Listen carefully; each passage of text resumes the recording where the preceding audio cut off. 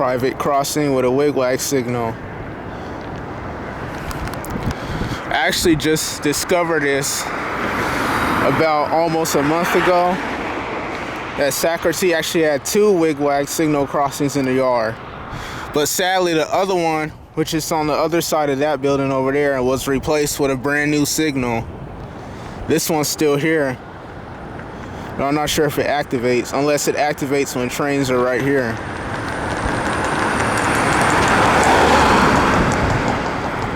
It's at the entrance, so it should. But I thought it was just a cool find. I always thought they had only 1 wigwag signal. Well, now they do now. The other one was replaced. Well, this is the remaining one. There's some other old signals too.